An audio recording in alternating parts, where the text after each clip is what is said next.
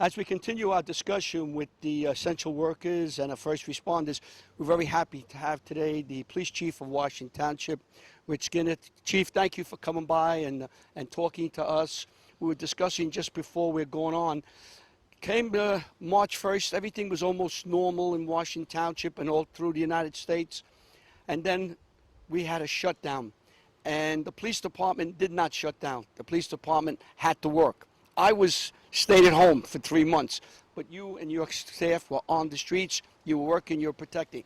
What changed dramatically from that first couple of days in March to the middle of March, March 15th, when we all got locked in our homes and had to stay home? Larry, I think March was when things really changed. Prior to that, we were monitoring COVID. It was going on in other countries. We were concerned about, when it was going to get here. And it's funny that you say, beginning of March. As a new police chief, I was in a class given by the New Jersey State Police Chiefs Association. It was an orientation class for new chiefs. It was supposed to run 5 days, and in fact, they cut a day, because of COVID. They didn't want us all in the same class. And as police chiefs, we suddenly got very busy with what was going on with COVID. So really, the beginning of March is when COVID hit for us. Yeah, now I remember talking to someone, might have been Rio or yourself, one of the police officers, who said there was a whole new technique of talking to people. We stood 6 feet apart. You and I are 6 feet apart. We had our masks on. The interview starts, you take our mask off. Explain to the people how you had to deal with the public here in Washington Township with that 6-foot spread between you and the public. Yeah, we really changed a lot of our procedures. And, you say, interacting with people at 6 feet. In the beginning, we had a very good understanding of the dangers of COVID. We had given a lot of executive orders from the state. We consulted with the health department, both New Jersey Health Department and our local health department, Northwest Regional.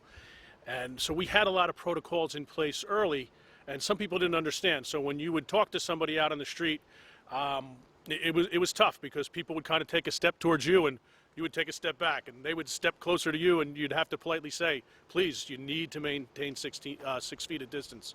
And honestly, we preferred more like 8 to 10 feet if we could get it. We had to do a lot of things to get out in front of this. We've been very fortunate here at the Washington Township Police Department. We only had one officer who got COVID-19. It was one of our younger guys, and he was pretty sick. It was kind of scary. We were very worried about him, but he's fully cleared now, and he's feeling much better. I think it was partially luck that we only had one officer that tested positive, and it was partially the fact that we got out early. We got together with the health department, the borough administrator and the mayor, and we put a plan together, and all our officers were issued PPE at the very beginning of this, and we changed all of our protocols. We could spend 2 hours if I tell you everything that changed about police work. Really, everything we do changed. We put our officers on staggered shifts. It came to a point where, by order of the governor and the prosecutor's office, we were actually ordered to send some of our cops off a shift. We would minimally staff a shift, and we would send maybe that third officer home to work from home. Unfortunately, that third officer got called back quite often, because if we had a COVID-related call, then we would have to come in and do a whole decontamination procedure for the vehicle, for the officer, for all of his equipment. So, every time we went on a call that was COVID-related, there was a whole series of things that we needed to do to follow up on. You had a lot of people don't realize that you had to take the vehicles and you had to just spray them and try to kill all the germs there, right? You had to do that for every vehicle. Was that done usually once a week, twice a week? Vehicles were sanitized every day. We bought a machine that looks kind of like a backpack blower, and you could blow the whole inside of the machine. It was like an eco-friendly kind of thing. It was non-toxic, but it would kill the virus. So the town hall and our headquarters was sanitized weekly. Our police cars were sanitized daily, and then they were sanitized again anytime they were on a call where we suspected there might have been some COVID. We changed all of our procedures. Inside headquarters, we have to social distance in police headquarters. Our officers are still required to wear masks when they're in headquarters. We only allow one officer to come in at a time to do reports and certain things. We've taken having outdoor meetings in the parking lot as long as it's not something overly sensitive. Yeah. We're like the rest of the world. Most of our meetings are taking place on Zoom or through teleconference. Yeah, I noticed they want a lot of events that be taking place outdoors, so you have to have a meeting you have outdoors. we was talking to you prior you come on. Washington Township, we seem to be pretty good with numbers. We're not 500 people got it or 1,000. I think we were somewhere near 100. You have any of those kind of numbers for us? Yeah, and the numbers are tough sometimes because the information, the reporting system from Department of Health sometimes was a little bit slow, and sometimes the numbers didn't match up. So there's always a little plus or minus factor. But we had over 100 cases of COVID in town. Fortunately, most of those are recovered now. They've been taken off our list. We're probably looking at about 6 to 7 active cases in town right now. That's not bad. When you look at the towns in New Jersey, you see 500, 1,000, 600, and you come down to Washington Township. And I remember constantly reading, we were stuck at 98, and I said, wish we could stay there. And to have 100 people get the virus here in Washington Township, I mean, 100 people are sick, but that's pretty good. It's not 1,000, it's not 1,500, it's not 600. So I guess maybe the social distancing. You notice before I let you go, you notice that people like myself now practice social distancing. They stay away. I know when I go to the fruit town or shop, fruit greengrocer or shopping, people literally will walk away from you. Have you noticed that in your Oh, work? Absolutely, yeah. And, Larry, you say that we were stuck at 98, and I remember that. We kind of took a little pride, not only as the police department, but as members of the Washington Township community, that, we kept that number low. And I really have to thank our residents for that. I think, this whole thing, in large part, Washington Township was a lot safer because our residents did everything they were supposed to do.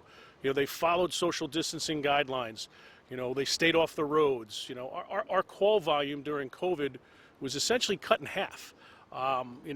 We weren't making a lot of motor vehicle stops, but we really, the police work kind of slowed down, and we really need to thank our residents for that. Just the last thing for me, as we go forward now, and we go the next 6 months in a year, and hopefully this is defeated, this pandemic's defeated.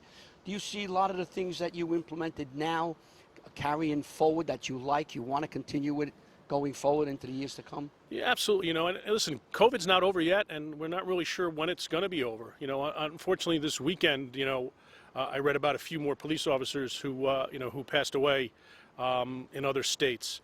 So I think a lot of the protocols that we put in place will stay. The biggest example I can give you is, we wear full PPE now on medical calls. We have masks, we have gloves, we have gowns, we have face shields.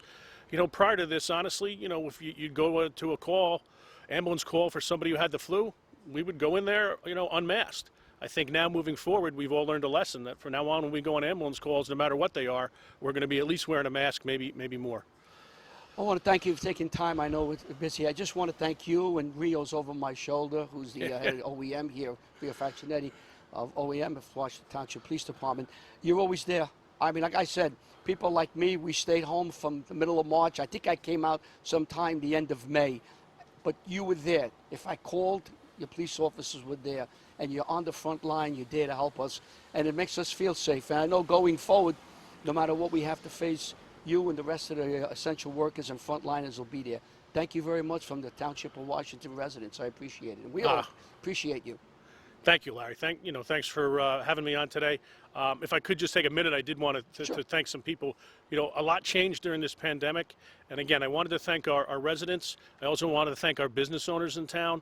We had full cooperation with all the executive orders, and some of these things changed daily, and people stayed on top of it. I definitely have to thank Sergeant Fasciano, who is our OEM coordinator. He was really on the front line of this thing the whole time. He does a lot of the funding with FEMA for this. He was in charge of constantly buying PPE. PPE was scarce, and we managed to get it. And sometimes you had to kind of just be on your computer at the right time to place an order.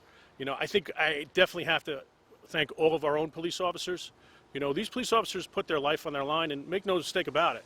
During COVID-19, our police officers did put their lives on their line. We had about a 6-day window where we had 5 CPR calls, and unfortunately, we lost a lot of our residents on those CPR calls. People passed away, so of course our condolences go to them, but I want to thank our police officers because, they had to go get tested, and some of them had to be quarantined.